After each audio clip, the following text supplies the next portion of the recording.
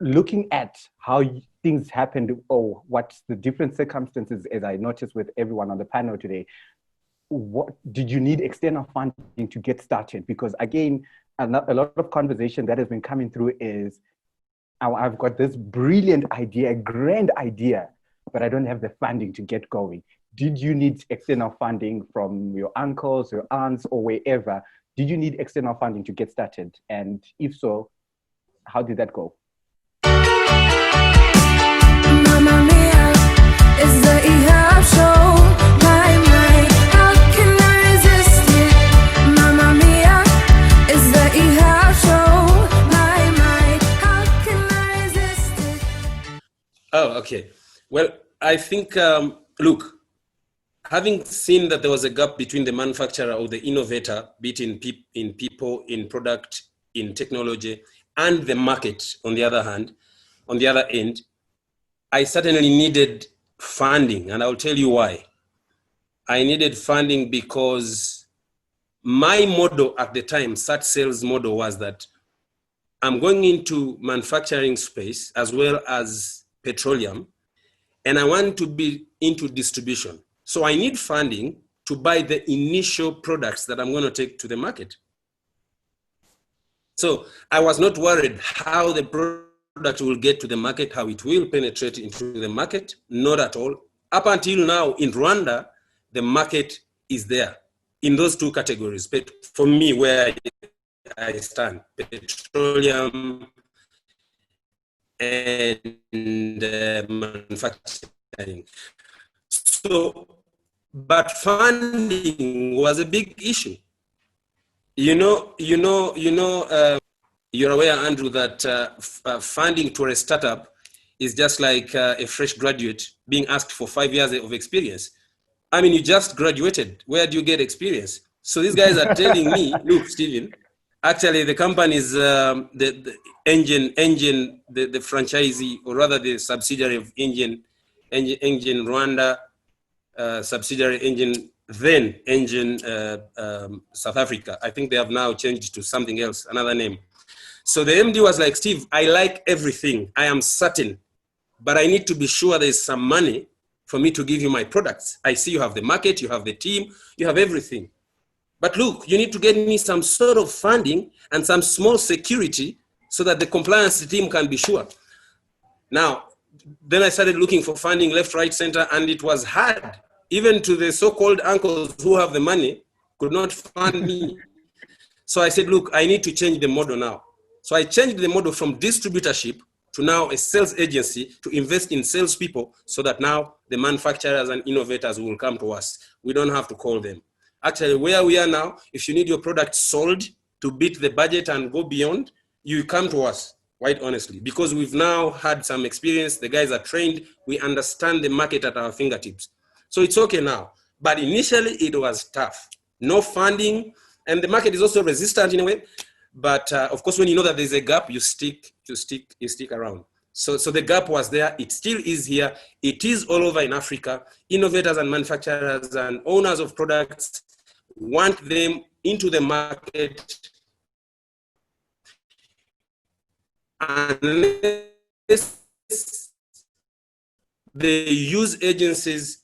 What remains to be used in your company and all of that. But if you want to beat numbers, if you want crazy numbers, you have to engage an external force, which then calls for you to come to us. Because when you ask us for assignments in marketing, you won't find us big time. But if it's something relating to sales and getting the product there and get the entire market come to you, then you'll come to us. And then when you need marketing and branding and communication, probably you'll look for people like Bell and Gabriel and Andrew. But if you want the product to get to the market, sure, you will need us. But to enter as a distributor or a dealership agency, that required funding. We waited, looked for funding for a whole year. We failed.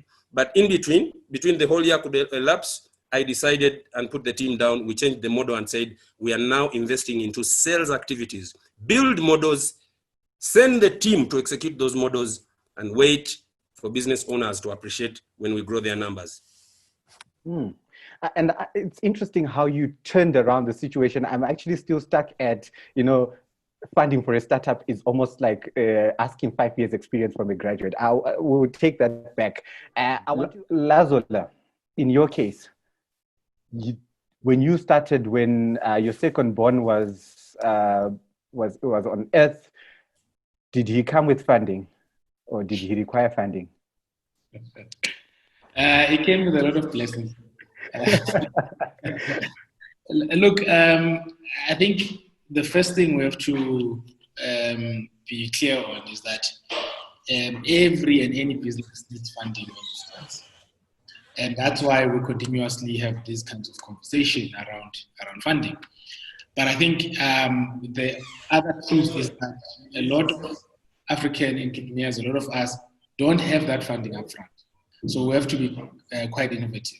Might need funding immediately. It might need funding later downstream, or it might need funding when it eventually scales. So in my case, what I then looked at was to say, what have I been doing for the corporates for the better part of 10 years? And a lot of what I was doing was in consulting, was in process design, process embedment, was in training and development, as well as systems design. And so I said, okay, can I do this as an independent contractor? And so going that route meant that the only cost in the beginning stages is associated directly with me as an employed resource here. So it kept those costs low. And that in that way, I was able to get around the immediate need for funding. Of course, when you leave formal employment, you tend to have a window of opportunity. In my case, it was about 4 months where if things are slow to get going, you can sustain the business for that long until it starts to become demanding. And so I think in my case, then that's the scenario I found myself in. And I think with a stroke of luck, and I'll say luck because we need luck in business, but sometimes we have to create the luck. I was able to sign a R500,000 deal within that first month. And that was a 3-year deal, $500,000 3-year deal. So that I was able to drive that first few months or few years of this infant business. And so that helped a lot. But certainly, when you start, you need some kind of cash from somewhere. And I think the best people to get that cash from is ourselves. If we have that cash, then we use it to get going.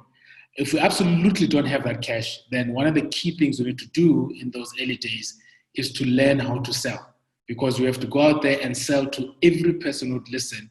And we're not necessarily selling the product, we're selling the idea, so that someone says, okay, I'll give you a chance to get this thing going. But for me, I needed funding, but I was able to leverage what was lying around at the time, because I had a fortunate scenario of having to transition out of gainful employment.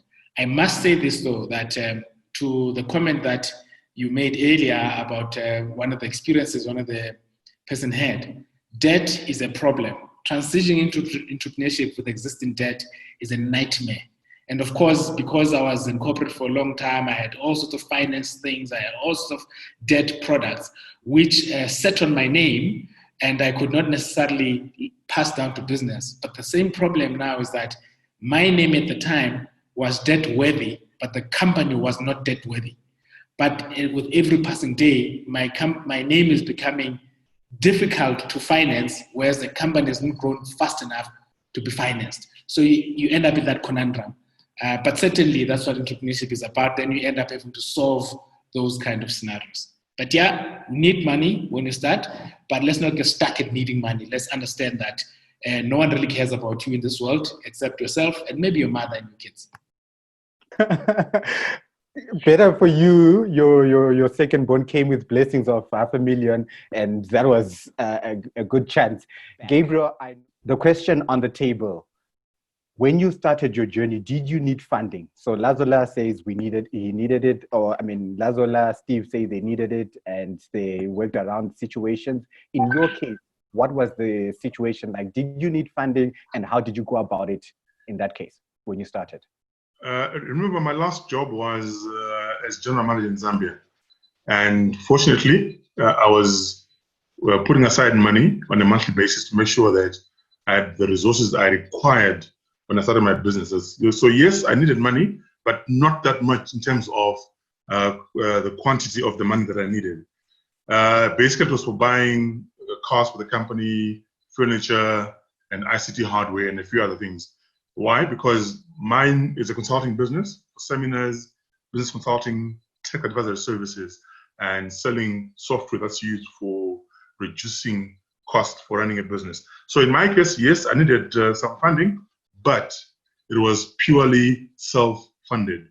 Being an accountant, it was easy for me to find out how much was required and what was urgent, what wasn't urgent. And because of that, it was so easy for me to, how can I put it, to structure my funding requirements to suit what was available at the time. Nice.